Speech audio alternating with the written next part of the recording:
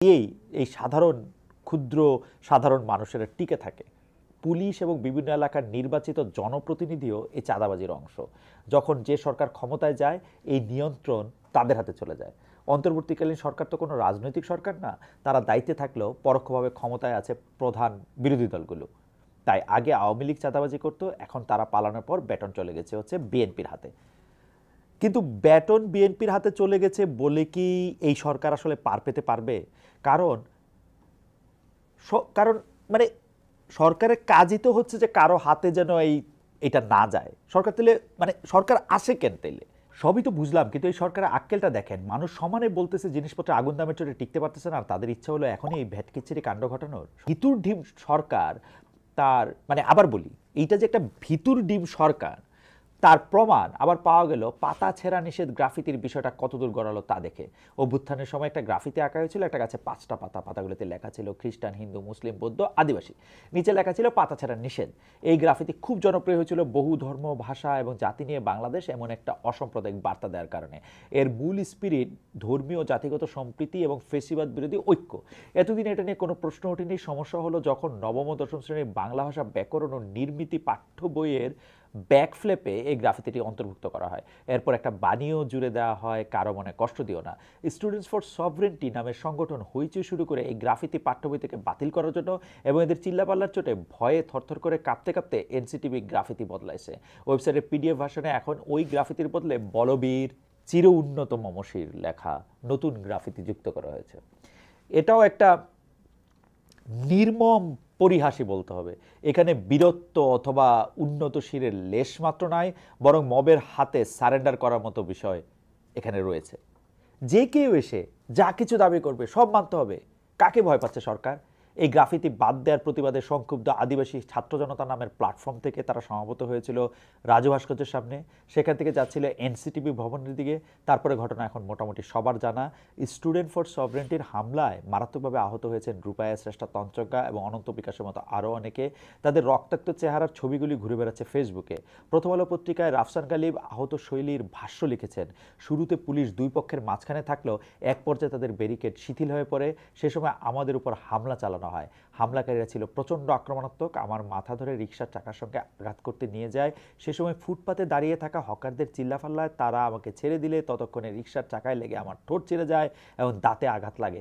টানা হেঁচড়া করায় হাঁটু ও ছিলে যায়। তারা লাঠি ও স্ট্যাম্প দিয়ে আমাদের উপর আঘাত করে, আমার গায়েও কয়েকটা বাড়ি লাগে। তখন আমার কয়েক হাত দূরে একজন পুলিশ সদস্য দাঁড়িয়েছিল। পরিচিত লাগে সিনারিওটা? একই রকম মনে হয়?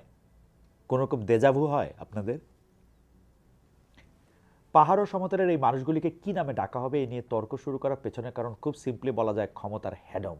জাতিসংঘের সংখ্যায় ইন্ডিজিনাস বা আদিবাসীদের কয়েকটা বৈশিষ্ট্য থাকে: নিজেদের অঞ্চলের প্রকৃতির সাথে সম্পর্ক, তাদের আলাদা সামাজিক, অর্থনৈতিক আর রাজনৈতিক ব্যবস্থা, নিজেদের ভাষা, সংস্কৃতি, বিশ্বাস বা ধর্ম, তারা মাইনরিটির অংশ যারা বংশানুক্রমে প্রকৃতির সাথে মিলেমিশে জীবন কাটায় এবং যারা নিজেদের আদিবাসী হিসেবে পরিচয় দিতে চায়।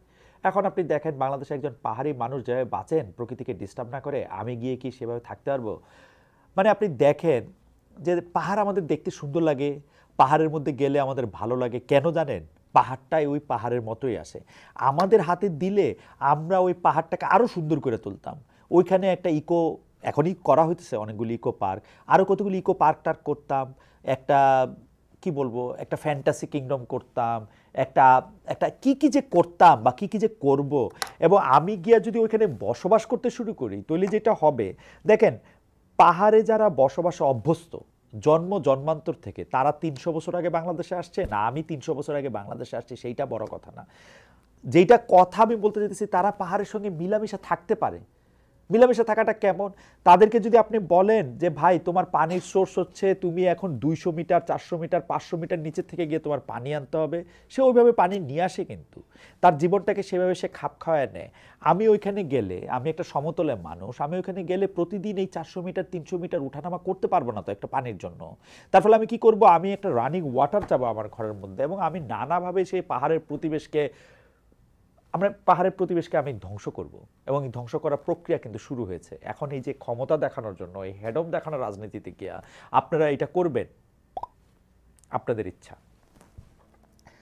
আমি আমি আমি আমি আমি এইটা বলতে চাই যে এই যে সেটলারদের সাথে পাহাড়িদের একটা বিরোধ, এই যে কথাটা বলা, সেটলার বনাম পাহাড়ি, সমতলবাসী বা আদিবাসী বা পাহাড়ি, দেন সংজ্ঞায়নের মধ্যে যে ঝামেলা, আমি বাংলাদেশে বাস করি অথচ বাংলাদেশে কোথাও গিয়ে আমি জমি কিনতে পারবো কেন, জমি কিনতে পারবো না কেন, জমিতে ওইখানে শুধু ইয়ারাই থাকবে কেন, এগুলি আসলে খুবই আমাদের নিজেদের এই ব্যাপারগুলি আসলে খুব ভাইবা দেখার আসলে খুব দরকার আছে।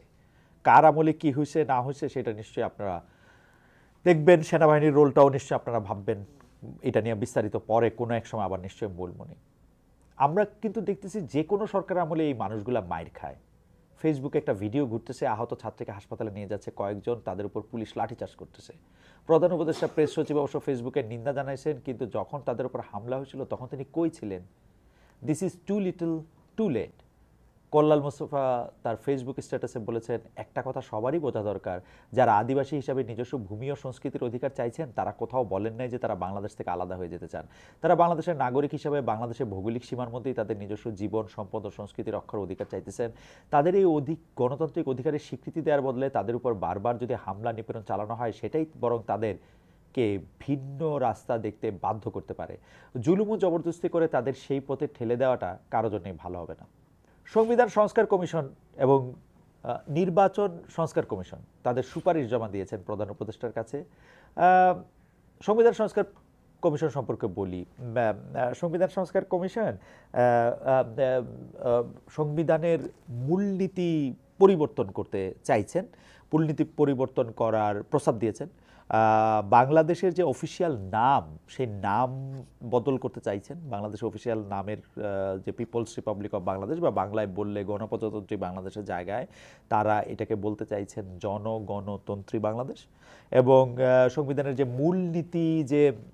মূলনীতি যে চারটা ছিল, এরকম গণতন্ত্র, সমাজতন্ত্র, ধর্মনিরপেক্ষতা এবং ৭২ সংবিধানের কথা আমি বলতেছি, গণতন্ত্র, সমাজতন্ত্র, ধর্মনিরপেক্ষতা এবং জাতীয়তাবাদ।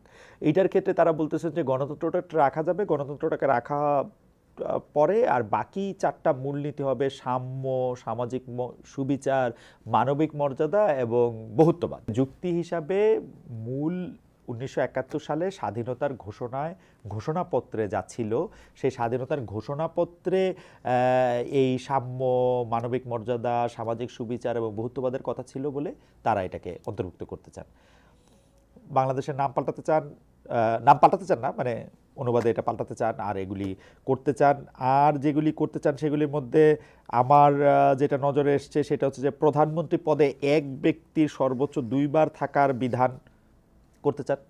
মানে প্রধানমন্ত্রী থাকলে এক ব্যক্তি সর্বোচ্চ 2 বার থাকতে পারবেন। সংসদ ও রাষ্ট্রপতি পদের মেয়াদ 4 বছর করতে চান। আইনসভাকে জাতীয় সংসদ ও সেনেট নামে দ্বিকক্ষ বিশিষ্ট করার সুপারিশও করেছেন। সংসদের সদস্য 300 থেকে বাড়িয়ে 400 করার সুপারিশ করেছেন এবং শীর্ষ পদগুলিতে ক্ষমতার ভারসাম্য প্রতিষ্ঠায় জাতীয় সাংবিধানিক কাউন্সিল গঠনেরও সুপারিশ করেছেন। নির্বাচন কমিশন সংস্কারের যে কমিশন, তারাও আসলে কতগুলি স্পেসিফিক প্রস্তাব করছে।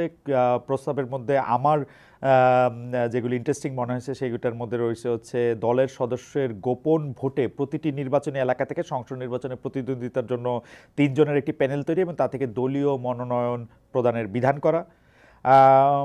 দলের সাধারণ সদস্যদের গোপন ভোটে দলের স্থানীয় থেকে জাতীয় পর্যায় পর্যন্ত সকল কমিটি নির্বাচিত করা। তারপরে আরও আছে হচ্ছে যে আইসিটি আইনে সাজাপ্রাপ্ত সকল ব্যক্তিকে কোনো দলের সাধারণ সদস্য, কমিটি সদস্য হওয়ার অযোগ্য করা। ইন্টারেস্টিং, আমি এটাতে প্রশ্ন করছিলাম যে এই আইসিটি যাদেরকে সাজা দিছে বা তারা কি আসলে এই এখন যে আইসিটি, মানে 5 আগস্টের পরে আইসিটি নাকি তার আগেও আইসিটি যাদের সাজা দিছে সেটা হবে? জনাব বদিউল আলম মজুমদার, যিনি নির্বাচন সংস্কার কমিশনের প্রধান, তিনি বলেছেন যে সব সময়ের ক্ষেত্রে এটা আজকে কালকে পরের কোনো কথা না। এই সাধারণ ছাত্রছাত্রীদের সুবিধা দেওয়ার জন্য নির্বাচন কমিশনে কোনো আলাদা সংস্কারের ব্যবস্থা করা হয়েছে কিনা এই প্রশ্নের জবাবে তিনি বলেছেন যে তারা কাউকে আসলে কোনো বাড়তি সুবিধা এরকম দিতে চান না।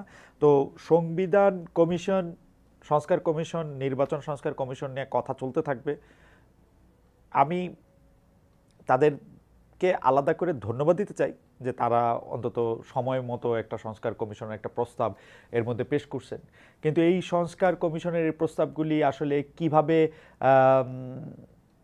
এটার একটা পালন করা হবে, সেটা একটা রোড ম্যাপ দেওয়া হবে বলেও বলছে আসলে এই সরকারের পক্ষ থেকে। আমরা দেখি আমরা কীরকম রোড ম্যাপ পাই, এবং এই রোড ম্যাপ নিয়ে আমরা আসলে কতদূর রাস্তা দিয়ে আমরা আসলে কতদূর যাইতে পারি সেইটাও আমরা দেখি। তার আগে এইটাও একটু বলে রাখি যে হ্যাঁ, রোড ম্যাপ, সংস্কার, নির্বাচন সবই হবে, কিন্তু সাধারণ মানুষের মধ্যে, সাধারণ মানুষরা একটু স্বস্তি দেন, সাধারণ মানুষের মধ্যে থেকে একটু একটু যারা তারা একটু ভালো করে নিঃশ্বাস নিতে পারে তার ব্যবস্থা করেন। সাধারণ মানুষের গলা আর চাইপা ধরেন না। মানে সাধারণ মানুষের গলা চাইপা ধরাটা তো সহজ, কারণ সাধারণ গলা তো মানে মানে মানে মানে যে কোনো সময় যে কোনো দুর্বলরই আসলে তারে ট্যাক্স করা সহজ, তারে অত্যাচার করা সহজ। আপনারা সহজ পথে নাইলে নাই হাঁটলেন, একটু কাজ তো আমরা করতেই পারি, তাই না?